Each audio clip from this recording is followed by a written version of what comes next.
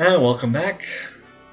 Spring of 1960, and the Russians just screwed us over with false information on Mercury. We're all the way back down to 5% on Mercury.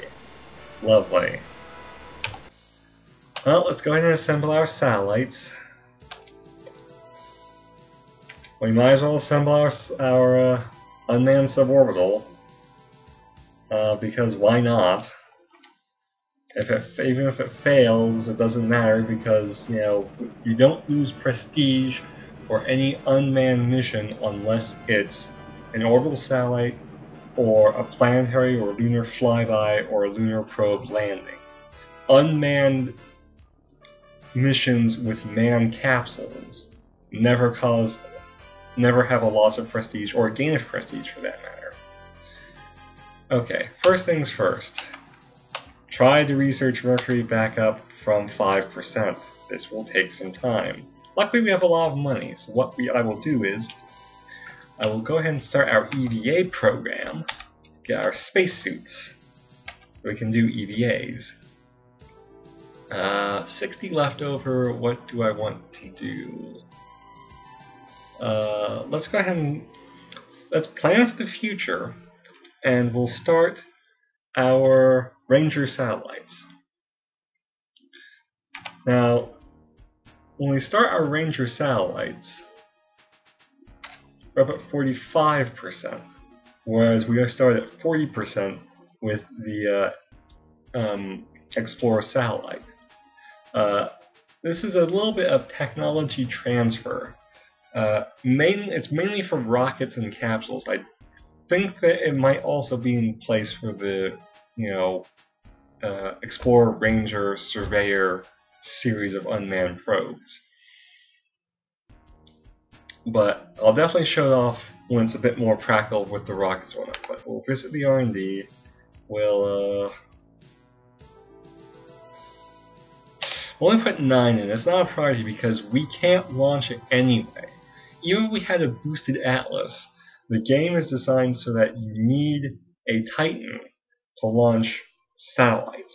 Now there's a game configuration option that allows you to launch lunar flybys using Atlas hardware. But that's an experimental thing that was added in as a sort of experimental new creative feature. I've never used it, so I just stick with what I know. So let's go ahead and schedule some future missions. And I can tell we're going to need a lot more help on the Mercury. So, unmanned suborbital Mercury. Unmanned suborbital Mercury. Get me my dummy test so we can get our Mercury off the ground sometime this century. And we'll do our unmanned missions, our orbital satellite. Booster go, booster do. Some of these I do like to listen to.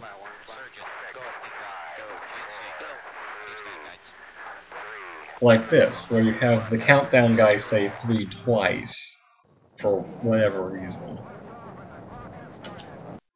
But generally I just try to skip through after I see whether it's a success or a failure. Saves a little bit of time for me. Here's something new. When your opponent beats you to prestige first, you get this screen, which is telling us that the Soviets have beat us to having a one-person spacecraft and a manned space mission.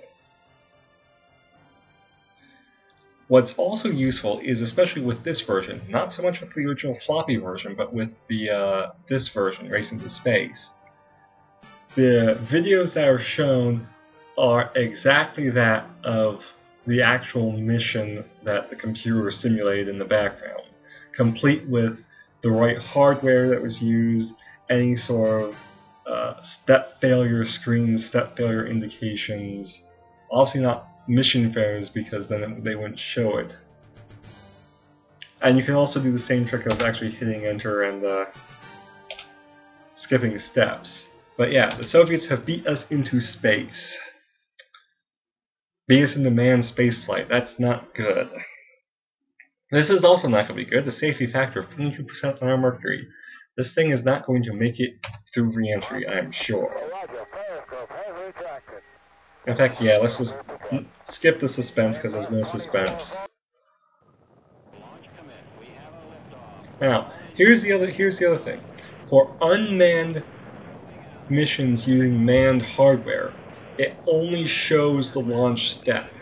It simulates all the other steps, but it will only show the video for the launch step. So when I hit enter, it will simulate the remaining steps, and if a step failure shows in the appropriate mission step, it will come up with the step failure display and show that it was a failed mission. For instance, yep, the very next step was the re-entry step, because it's a suborbital, it's a ballistic trajectory. 22 versus 32. Heat shield fails, vehicle burns up and disintegrates in the upper atmosphere. The mission was a failure, so we do not get our 1% bonus to Mercury. We did, however, get the 1% bonus to Atlas because the Atlas component succeeded in all the mission steps that was assigned. Rockets only have one step, liftoff. So as soon as the liftoff step is a success, they get their 1% bonus. You see, it was a failure, but we don't lose any prestige because it was not a manned mission. And the Soviets have beat us to another milestone. They have put the first man into orbit. We are really on the short end of the stick here, because we are probably at least another year away from any manned missions on using Mercury. Whereas the Soviets have taken some huge prestige firsts. It's something like, well, I'll show you. Earth orbital insertion, Earth orbital activities, deorbit burn, re-entry, and recovery landing. Good evening. Developments in the news today. A study by the RAND Corporation released today warns of the dangers of a Soviet lead in the space race and the potential impact on world affairs. Congressional leaders expressed concern that the U.S. is not maintaining the lead. I don't think congressional leaders are the only people that are expressing concern here. I am expressing concern because this is not going well. In fact, for not having had anyone die yet, this is about one of the worst starts I've had playing this game. Yeah, there's no way I'm going to be able to schedule a manned mission for the spring, not for 44%. So let's just assemble our hardware, our unmanned suborbitals, get our mission schedule set up, research our EVA suits for 5, our Ranger for 3. Well, 1 team, but it costs 3. Yeah. Also, for some reason, this game tends to have a bias that if you only put like 1 or 2 teams, it gives you like maybe 1 or 2% per team. I don't know why, but that's the way it goes. And we'll go ahead and set up our future missions, more unmanned. In fact, just for shake things up, I think the second one, unmanned Earth orbital, because maybe we'll have high enough rating on Mercury to do that. Let's just get through this so I can get to a stopping point. Wow, 44%, and the unmanned suborbital was a success. I'm honestly surprised at that.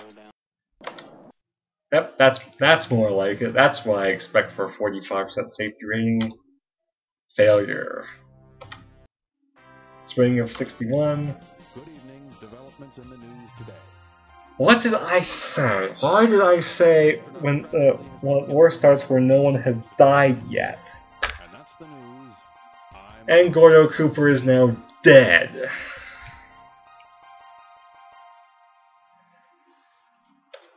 I'm gonna save my game and I'm gonna get back to you sometime soon.